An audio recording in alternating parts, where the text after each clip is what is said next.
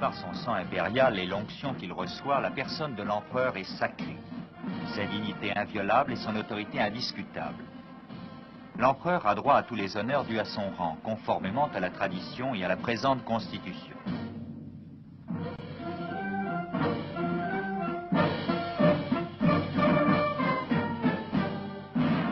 La lignée d'Haïlé Sélassié Ier remonte sans interruption jusqu'à Ménélik Ier, fils de la reine de Saba et du roi Salomon de Jérusalem.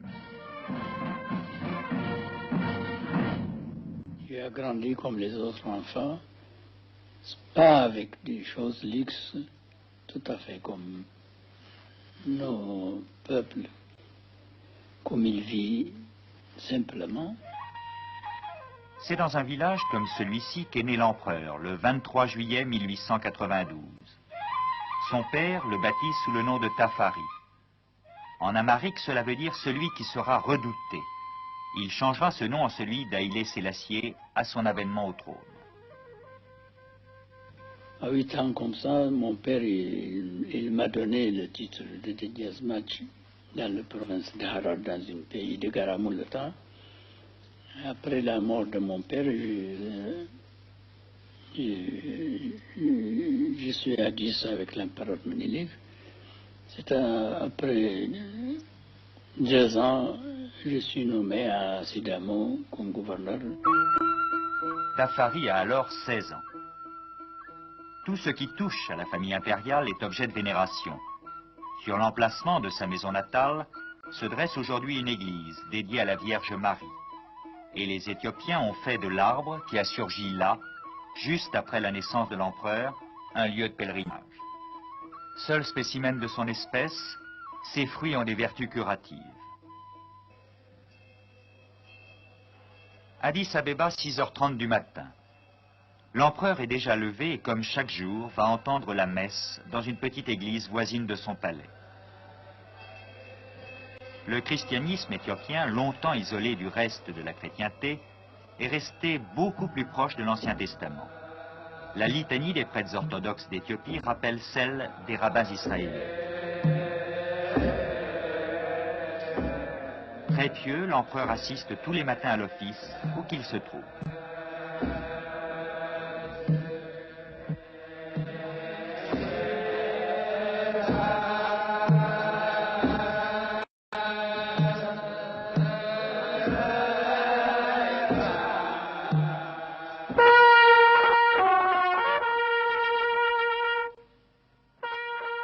En 1896, quand les Italiens installés en Érythrée attaquèrent l'Éthiopie, le père d'Haïlé Sélassié commandait les armées de l'empereur Ménélik devant Adoua, où 30 000 Italiens sont sévèrement battus par 150 000 guerriers armés de fusils français et de lances.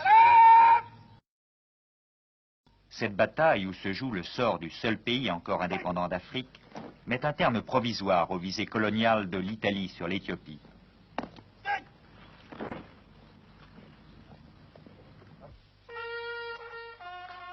« 7h30 du matin. La garde des releveurs a déjà pris connaissance des dépêches arrivées pendant la nuit et déposées sur le bureau de sa chambre à coucher.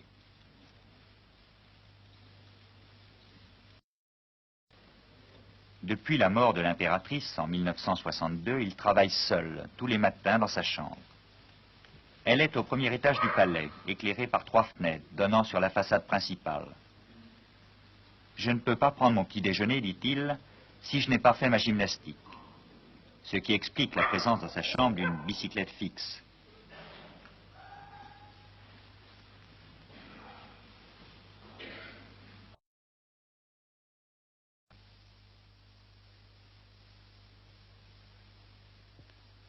Seule touche personnelle, les photos de ses enfants et de ses petits-enfants. 9 heures. L'ambassadeur de la République populaire de Somalie présente ses lettres de créance. L'étiquette exige qu'il s'incline 3 fois devant l'empereur, comme à la cour d'Angleterre. À sa droite, le ministre de la cour. Depuis 30 ans, il sert l'empereur. En 1930, Haïlé Sélassié a rompu avec les coutumes d'autrefois. On ne se met plus à genoux. Seuls les Éthiopiens s'agenouillent encore devant le négus, mains au sol, les fronts baissés jusqu'à terre.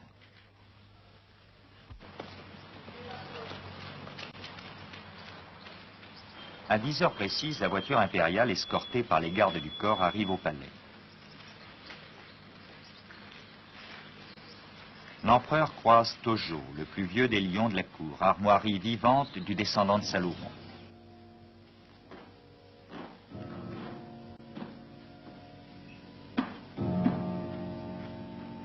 Le souverain est précédé à son bureau par tous les membres du cabinet impérial qui l'attendent pour lui rendre compte de leurs activités. L'empereur rédige des instructions, s'entretient avec son premier ministre.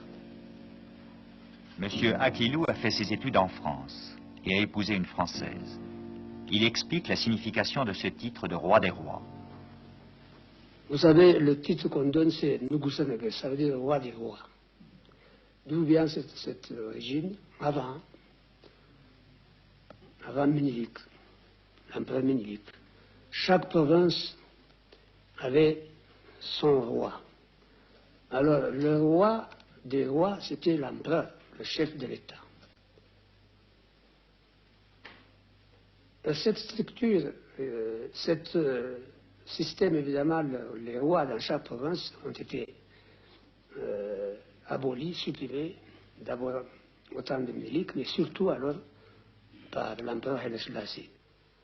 La particularité du régime constitutionnel éthiopien, c'est un régime mi-présidentiel, mi-parlementaire. C'est-à-dire que les ministres sont nommés démis par l'empereur, sont responsables par l'empereur, ne peuvent pas être renversés par le Parlement. C'est l'empereur Haïlé Sélassié qui a établi le système moderne d'administration. Ça ressemble un peu, vous savez, à l'administration établie par Napoléon, en ce sens que c'est l'empereur qui a promulgué tous les codes civils, codes pénal, codes commerciaux, et toutes les lois modernes d'administration.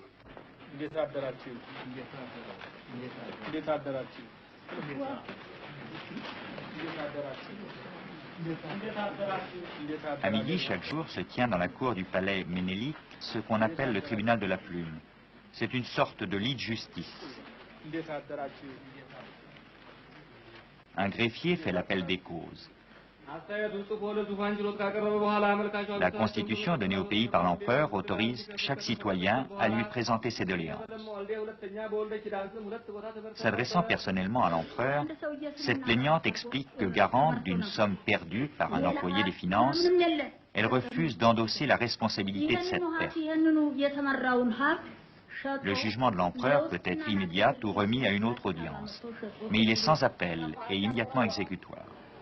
J'ai pris l'exemple de l'empereur Ménélique, seulement le temps de l'empereur Ménélique et le temps que je suis venu au pouvoir, c'est tout à fait différent. Il est moderne, il a commencé à moderniser. L'ancien temps, c'est autre chose. Il faut suivre toute l'histoire pour bien connaître pourquoi l'Éthiopie a gagné 3000 ans son indépendance. Ici, régna Makeda, reine de Saba. Les archéologues ont retrouvé les fondations de son palais. L'Éthiopie est un des seuls pays d'Afrique à posséder une histoire inscrite dans la pierre. Aussi, lorsque la communauté internationale crée la Société des Nations en 1919, ce très vieux pays décide tout naturellement de s'y joindre.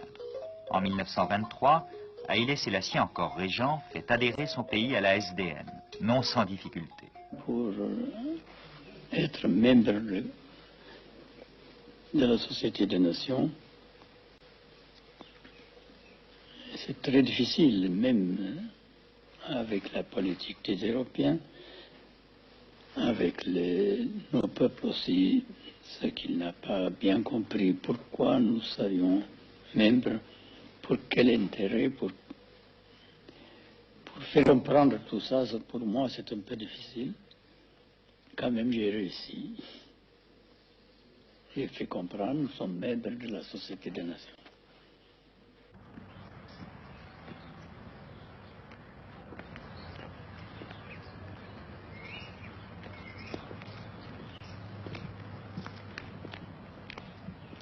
Dans le vestiaire de l'empereur, cet autre compagnon qui n'accepte sa nourriture que de la main impériale.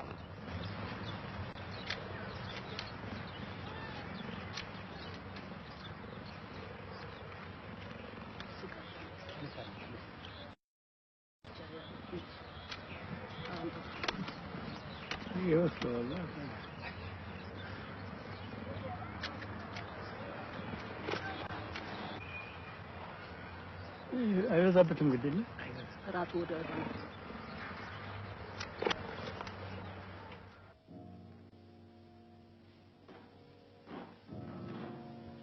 13 heures, l'empereur regagne le palais du Jubilé où il déjeune en petit comité avec les membres de libre ce jour-là. Autour de la table, dressée dans la salle à manger de ses appartements privés, au premier étage du palais, le couvert est mis en permanence pour tout le monde. À sa gauche, sa fille, la princesse Teragnwerk. À sa droite, son fils, le prince héritier Wozen.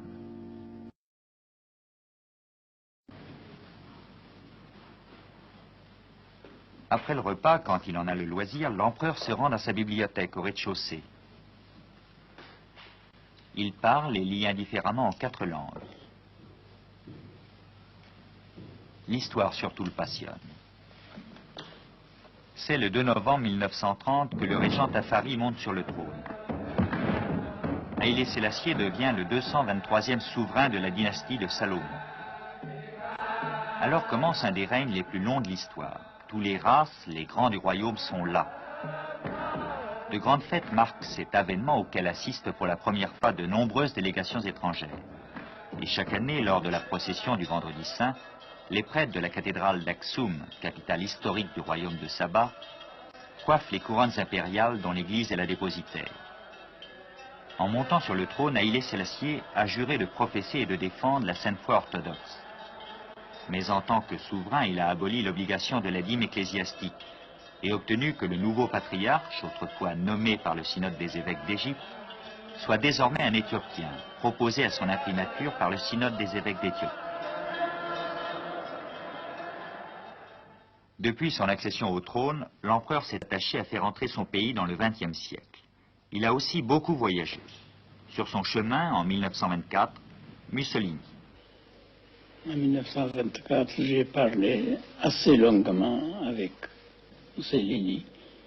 Nous avons parlé à son bureau pendant 4 heures. Et il m'a assuré qu'il n'a pas aucune intention de faire du mal pour l'Éthiopie.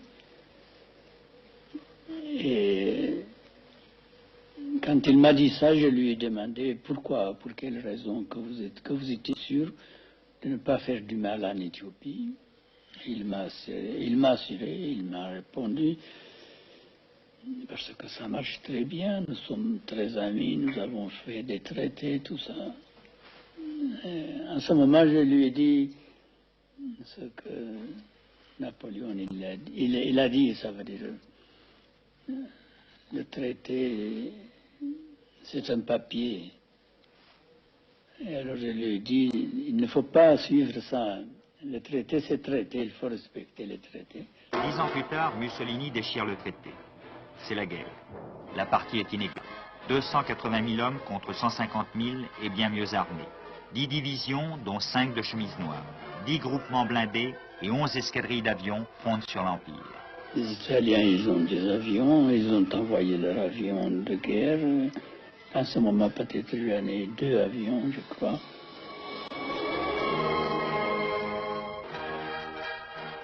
Alors, c'est l'exil en Grande-Bretagne. Il y reste 5 ans, correspondant avec les maquis de patriotes qui se sont constitués partout. En 1941, il peut enfin regagner son pays et marche sur Addis Abeba escorté par les patriotes qu'encadre une poignée d'officiers britanniques. Les Français libres délivrent l'Érythrée, Haïlé Sélassié rentre en triomphateur dans sa capitale. De ces vicissitudes, l'empereur ne conserve ni rancœur ni amertume. Parmi les chefs d'État qu'il a connus en 42 ans de règne, c'est le général de Gaulle qu'il cite le plus volontiers. L'homme, il ne peut pas changer. L'homme, c'est l'homme. celui qui était choisi pour être responsable, il pense comme il a pensé le général de Gaulle. Le général de Gaulle aussi, il a laissé beaucoup de bons exemples. De ma part aussi, je peux dire, même si ce n'était pas suffisant, j'ai laissé quelque chose pour l'avenir de mon peuple et de mon pays. Alors toujours, le général de Gaulle, je lui respecte beaucoup. Et même après qu'il est mort, comme je suis là pendant son enterrement, je rappelle qu'il a laissé une très grande chose pour la France et pour l'Europe. Ce que j'estime, de Gaulle est mort. Il est mort, son corps, son esprit, il vit encore. Depuis 1924, l'empereur rencontre régulièrement les chefs d'État étrangers. Avec le maréchal Tito, il se sent des affinités particulières.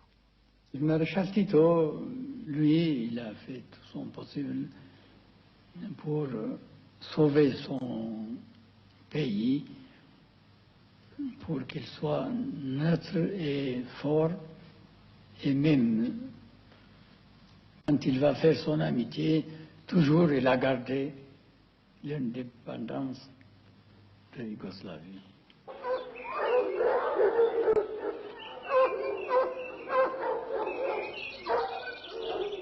Malgré ses 80 ans, les journées de l'empereur tiennent du marathon. Ces rares moments de détente, il les passe en compagnie de ses animaux.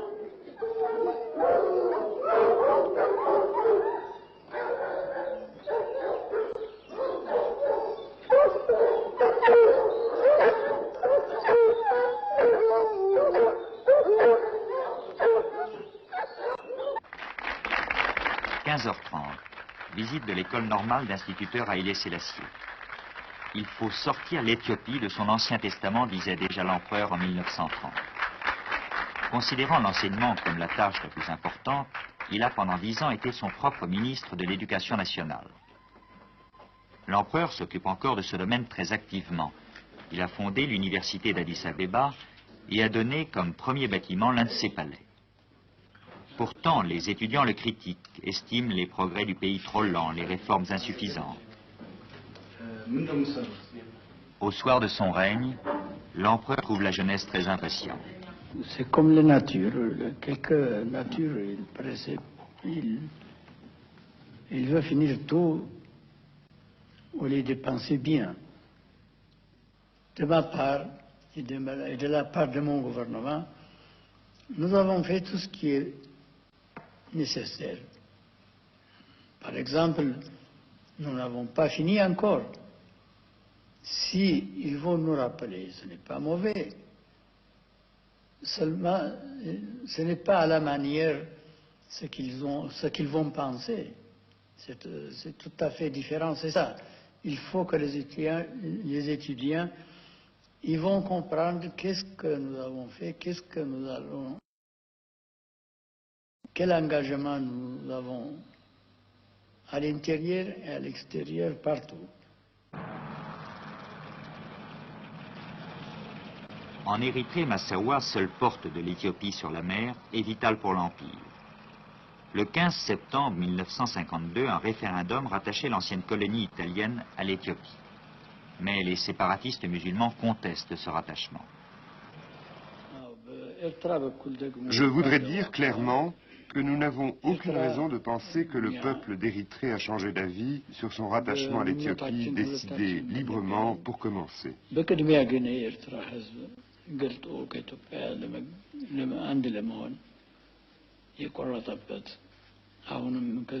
Nous ne disons pas qu'il n'existe pas de séparatistes, mais nous espérons que cela se terminera très vite parce que l'ensemble de la population ne veut pas se séparer.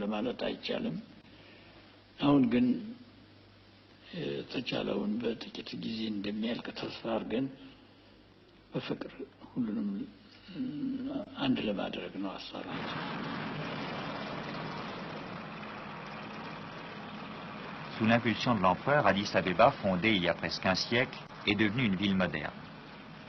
Mais elle n'est pas seulement la capitale de l'Éthiopie.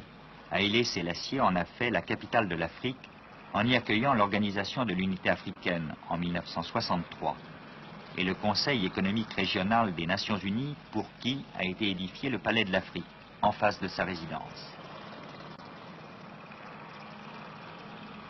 Au lendemain de la guerre, l'Éthiopie, dernier pays colonisé, s'est fait le champion de la décolonisation.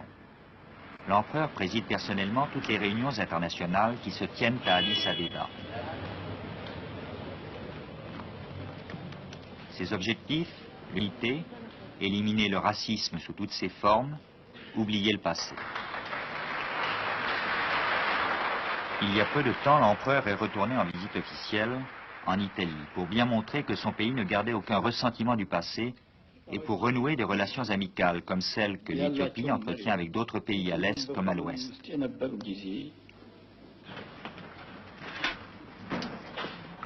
Avant le dîner, dernier rendez-vous de détente. C'est encore avec les animaux.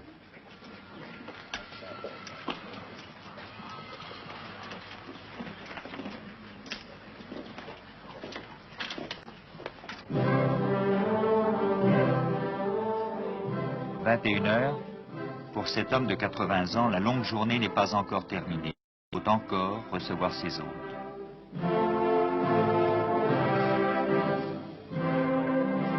Les soirs de gala, le palais est transformé. Les domestiques portent des culottes à la française et les invités dînent dans de la vaisselle d'or.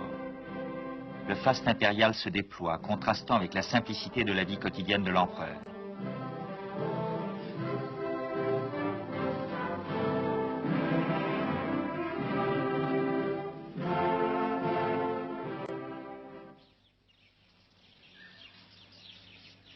De Brezeit, sur les bords du lac de Bischoften, la résidence de campagne de l'empereur. Il vient s'y reposer chaque fin de semaine, quelquefois en compagnie de son Premier ministre.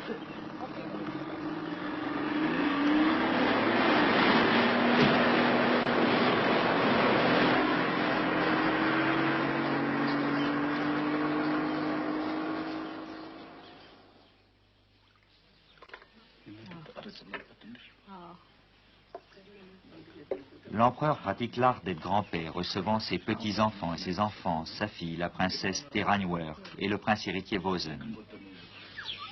J'admire beaucoup Sa Majesté parce qu'il m'a donné une bonne éducation et une bonne discipline aussi. Pour ça, j'admire mon père beaucoup.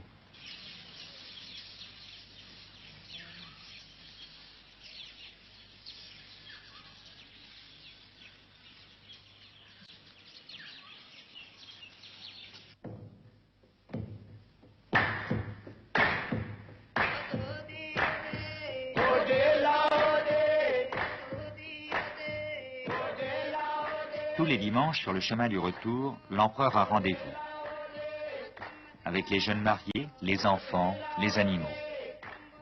Personne n'est oublié.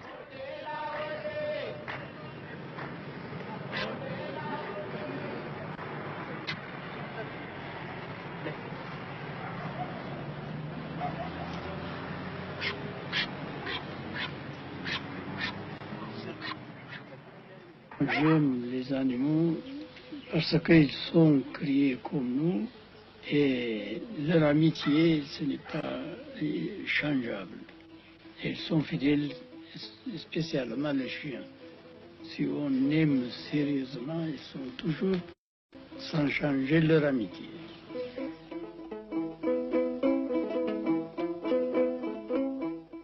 Pourquoi ils vont faire la guerre? Pour quelle raison?